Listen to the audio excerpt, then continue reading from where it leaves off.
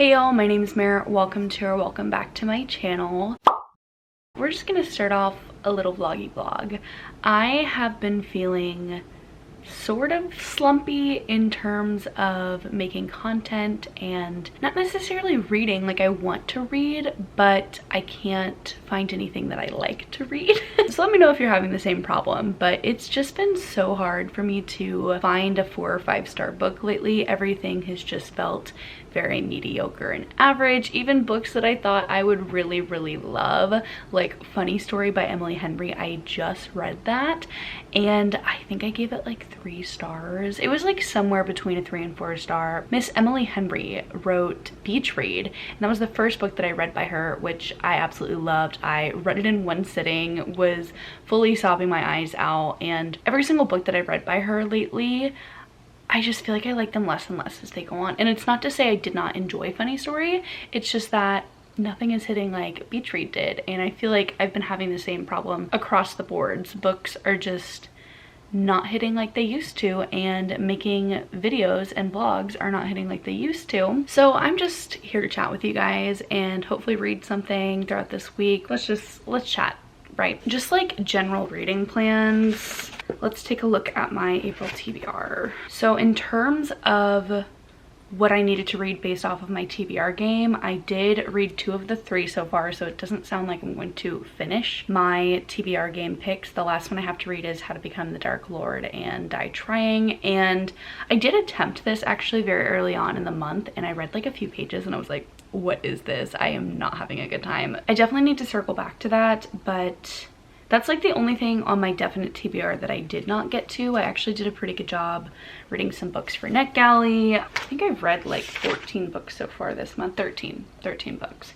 And so like, I'm not slumpy in the fact that like I'm not reading, but nothing is hitting right. And one of the books that I started is A River Enchanted. I'm at least 100 pages into this, and this follows a guy named Jack who used to live on an island, and he leaves that island to go pursue music, and he's brought back for whatever reason. There was a letter that was sent to him, and so he goes back and he is thrown into this mystery where there are some young girls disappearing. So he's been asked to kind of help with this mission, and I'm like 25% into this, and I am bored, not having a great time, unfortunately, because this is one of my like 5-star predictions. Like, I thought I was going to love this, just like I thought I was gonna love Funny Story, and Funny Story, I'm not.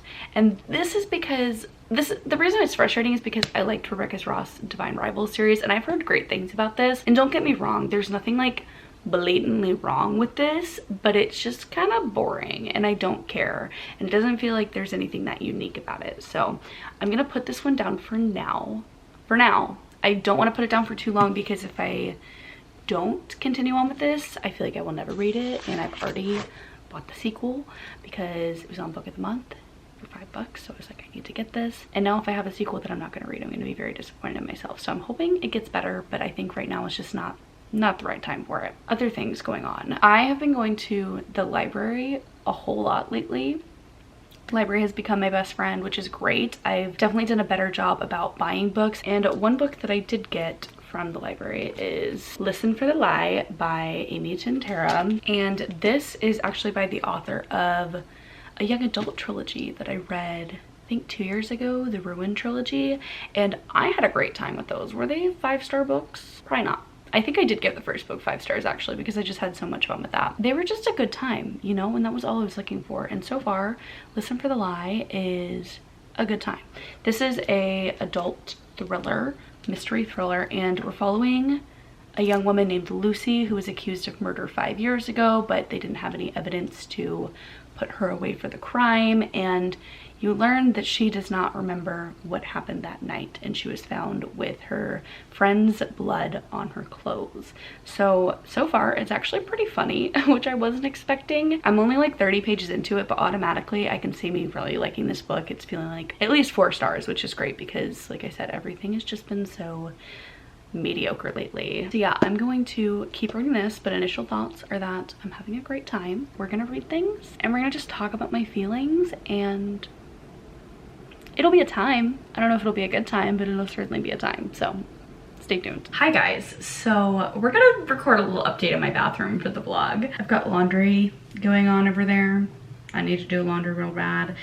And it's loud, so hopefully this helps. If it doesn't, well, this is a garbage vlog anyways, so it fits. What I wanted to talk about is my current read, Listen for the Lie by Amy Tintera. And I think I'm like 65, maybe 70% into it. And I'm still having a great time. We're following our girl Lucy, who 5 years ago, her best friend was murdered and they never found out who did it, but there's a lot of evidence that points to her. And the big thing is that Lucy doesn't remember the night. Now this is all kind of being brought back to light because there's a guy in town named Ben, and he is doing a little podcast about the situation in a true crime fashion, you know, trying to figure out who actually killed her friend Savvy. So everyone in town is like pointing fingers at Lucy, thinking she did it, and like she doesn't know if she did it or not.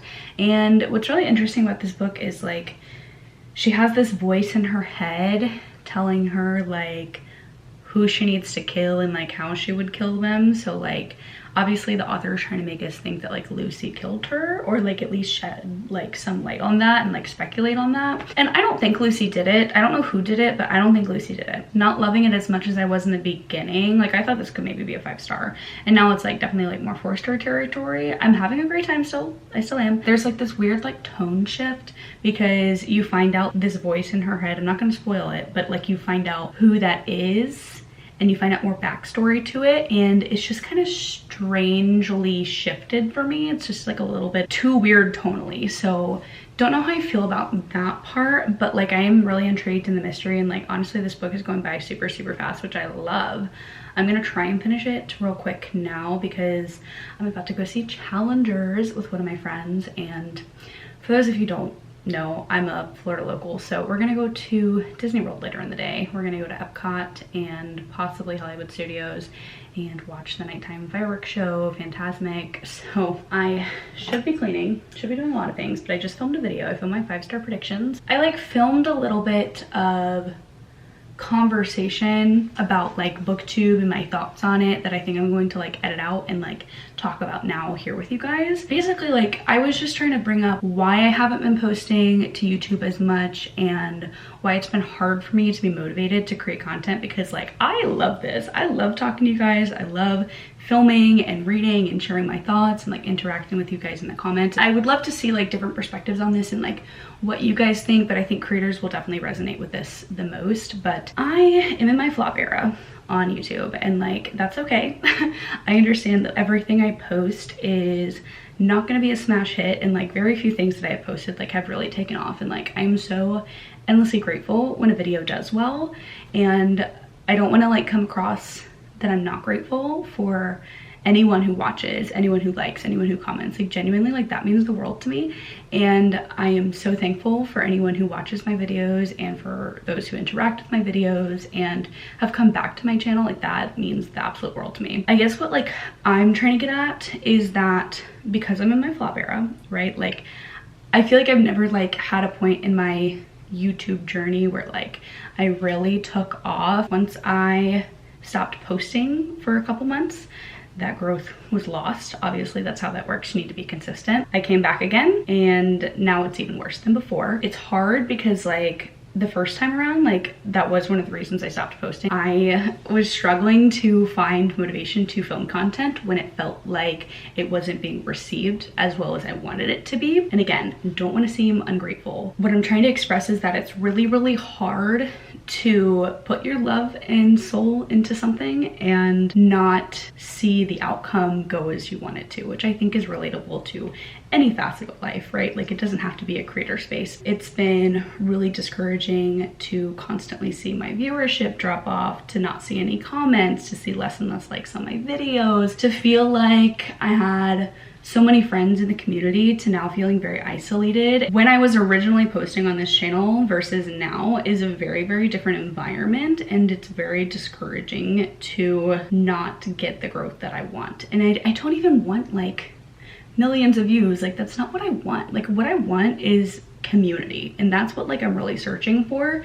And I feel like I really had it at one point, and I've slowly lost that just because like when I went on hiatus, I wasn't talking to anyone because I wasn't reading. I wasn't, you know, very involved in the book community. And like I'm so grateful for the close circle of friends that I still have from the community that I still talk to on a daily basis. Like, I'm so endlessly grateful for that. What I miss is getting a bunch of comments on my videos, right? Getting to watch other YouTubers videos and like commenting on their videos and just like being so excited about what we're reading and like our thoughts and opinions on it. I just feel like I've lost a lot of that, you know, and it's hard. Every single video I post seems to do worse and worse than the last. And even when I'm like super excited about a video, like my Easter egg video, I love that idea. I love doing that video, and like it didn't do bad, but it didn't do as well as I really wanted it to. And so that was like what was hard for me, and like kind of like when I saw that, I had to like take a step back. I was like, well, I feel like I'm putting all this effort in and it's not being well received. So again, I'm not trying to seem ungrateful. Like, please don't think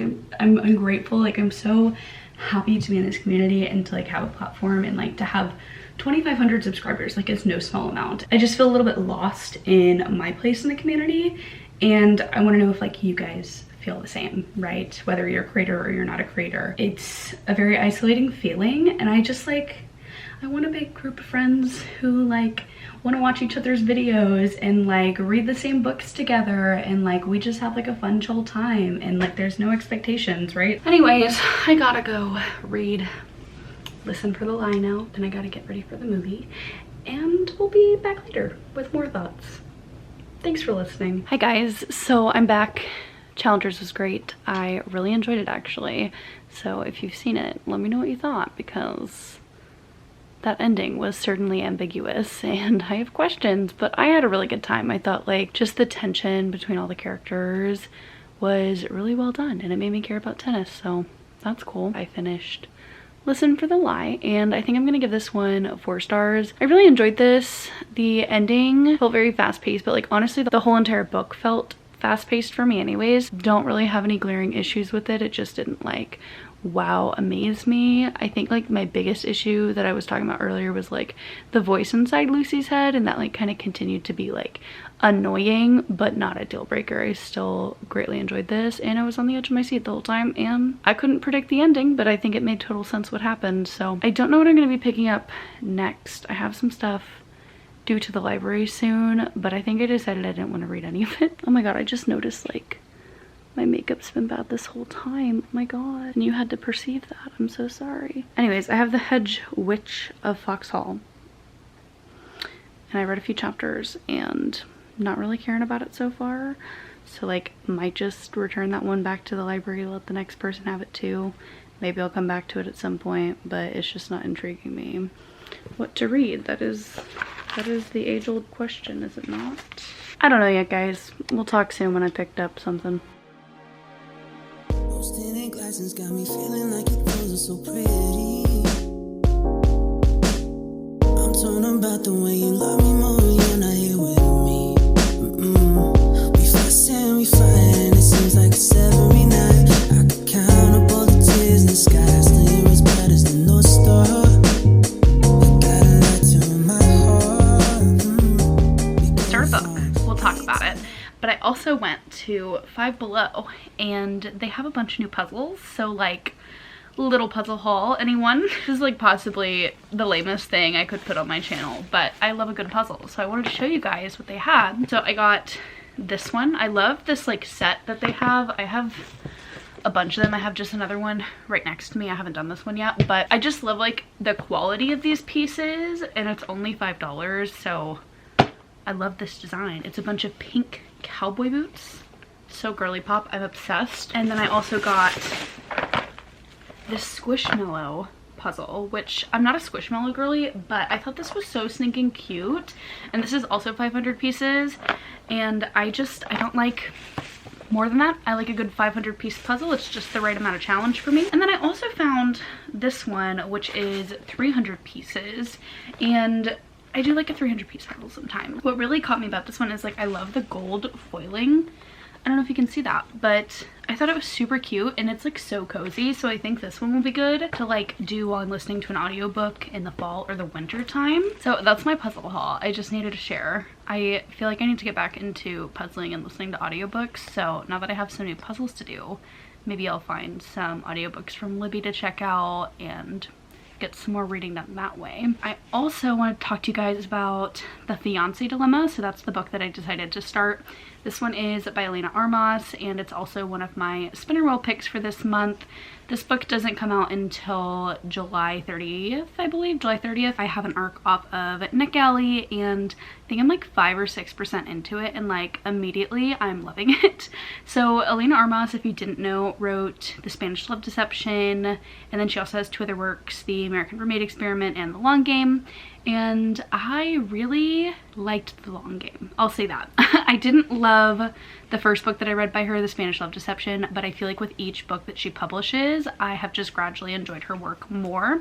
And The Fiance Dilemma is about our main character, Josie, who is the half-sister of the protagonist from The Long Game, and her sister's best friend. So basically the premise of this one is that Josie has had 4 fiancés in the past. It's just like a bad image for her father, who was absentee until just recently, and because he needs to fix her as like a PR problem, they decide to go with this plan where she's dating her sister's best friend, Matthew. Well, not dating, they're gonna get married. So that's the premise so far. I've only read, I think, the first 2 or 3 chapters, and it's just like making me laugh, lol, giggle, whatever. It's just really like sweet and funny so far, and I'm excited to see where it goes. So I just like am having that 5-star feeling, you know what I mean? Like right off the bat, like I was just super engaged with it. So I'm excited to see how I like it by the end. Hi guys, happy Friday. Yes, it is Friday. So I have quite a few updates for you guys. I'm out of breath already. Great, this is going so well. So first of all, puzzle update. No free foot pics. I am working, oh, hello, okay. Puzzle update, I did start one of my jigsaw puzzles, which is like these cutie little purple mushrooms that I got from Five Below a couple months ago that I just never got to, and I'm having so much fun. My Friday night plans are to finish my puzzle, hopefully. I did start, where's my phone? I did start an audiobook. I feel like I haven't listened to very many audiobooks this year, but I'm trying to get back into it, and I started The Soulmate by Sally Hepworth, and I am 37% into it. So far I'm really liking it. It is about a woman and a husband who live on this house by a cliff, and basically they've seen many people tried to commit suicide over there, and every single time the husband talks down the person who wants to jump and saves their life. There's a woman who does not make it out alive, and the wife later finds out that the husband knew who she was, and she has her suspicions that maybe there's more to what happens than meets the eye. So far it's very straightforward. We're following the wife's perspective and then also the woman who was unalived perspective, and it's interesting. I don't think it's going to be like groundbreaking or revolutionary, but I'm enjoying it, and I'm interested to see the motivations behind everything and like what really happened. Honestly, I'm more just excited to finish my puzzle, and it's good to have something going on in the background. Other things I've been listening to while doing my puzzle: Dua Lipa's new album, Radical Optimism, which we need to talk about, guys, because it is fantastic. I absolutely love it. I'm a big Dua Lipa girly, and I think my favorite songs are, it's hard because like genuinely I love the whole album, but if I had to pick 3, I'm gonna go with What You Doin', These Walls, and Training Season. I think I love Training Season. I think when I first listened to it, instead of These Walls I would have said Happy For You, and I do really like that song, but like I keep wanting to play These Walls, and that's like the song that I keep playing. They're all good. They're all so good. So I'm really happy with the album. Other things that I can update you guys on: I went to the movies today and I saw The Fall Guy with, is it Ryan Gosling? Is that the right Ryan? It was pretty good. Gave it a 3.5 on Letterboxd. I did like it. It was just like a solid good time. I thought it was neat that they were trying to like shine more light on the people behind the camera. I thought that was really cool, and it was funny. It was interesting. It was a good time. Oh wait, I have another book. This is like the most chaotic update you've ever seen. So books that I'm reading.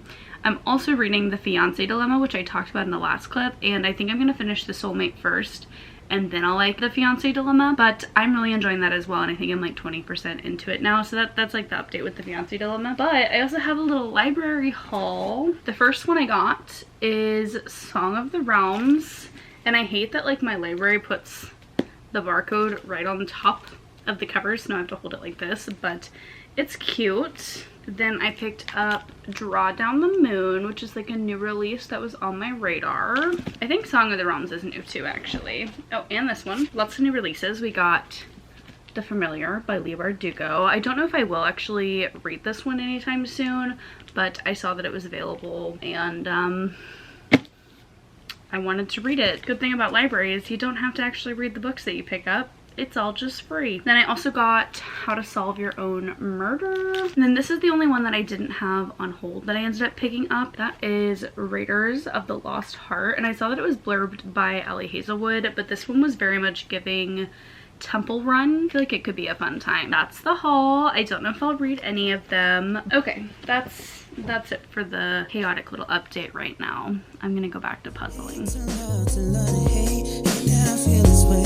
That you feel the same. We're just two peas looking apart, a facade, but all I want is a lie that we were meant to be for each other. Ain't been no love for me like you and I were meant to be for each other. Ain't been no. Hi guys, so update. Finished my puzzle and I am now almost 60% into the Fiance dilemma. And I thought this was gonna be a 5-star read, and it's not.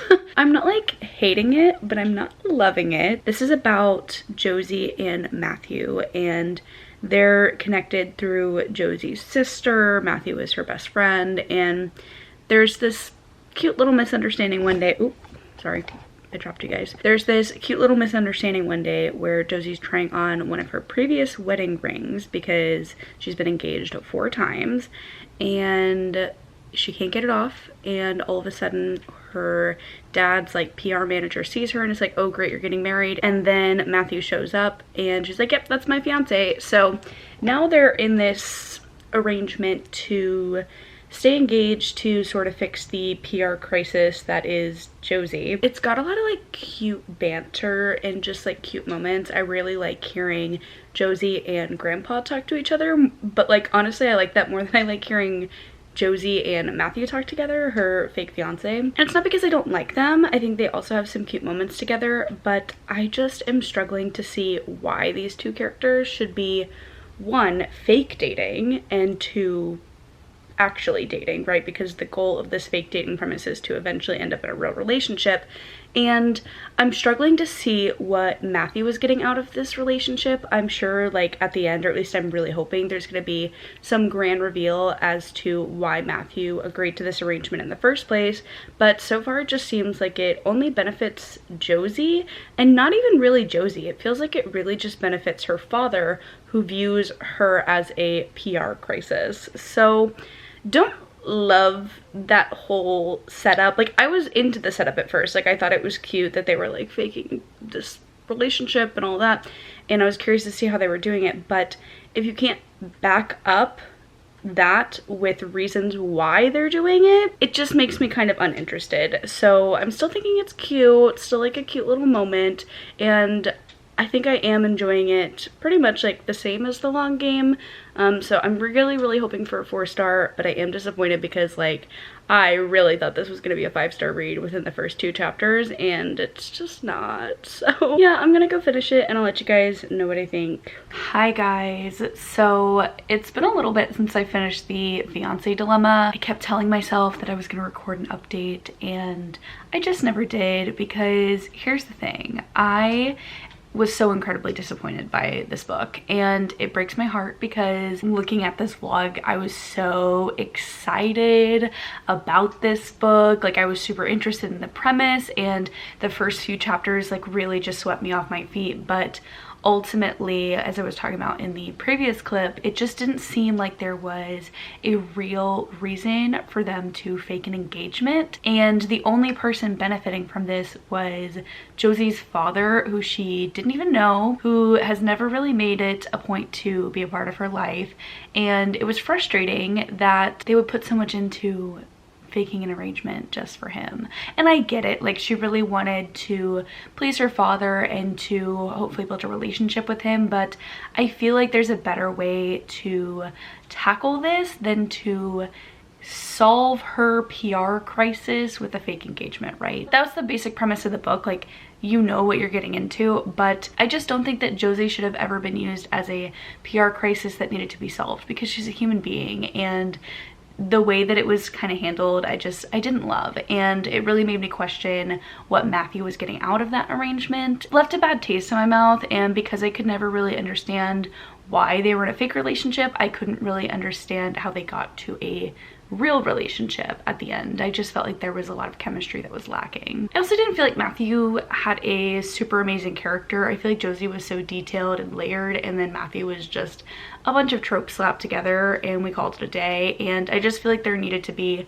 more character work on the male main character end, because I just didn't get why she was so into him. But yeah, just a disappointment. So I ended up giving this one 2 stars. I don't know if I said that, but not my favorite. Yeah, I feel gaslit by this book, honestly, because of how much I was enjoying it in the beginning, and it just became a mess. I had quite a reading experience in this vlog. This one was quite chaotic, but I haven't done a vlog in a while, and I just wanted to kind of get back on my feet with it. So I hope you guys enjoyed it. I enjoyed most of my reads for this. I read The Soulmate, which I think I gave 3 stars. I also read, well, I obviously read The Fiance Dilemma because we're talking about it now, which I gave 2 stars. And then Listen for the Lie, which was 4 stars. So I would highly recommend Listen for the Lie. I think that was my favorite for this vlog. And I hope you guys enjoyed it. Thank you guys so much for watching. A lot of thoughts, a lot of feelings in this one. Let me know in the comments if you've read any of these. And I'll see you guys in the next video. Bye y'all.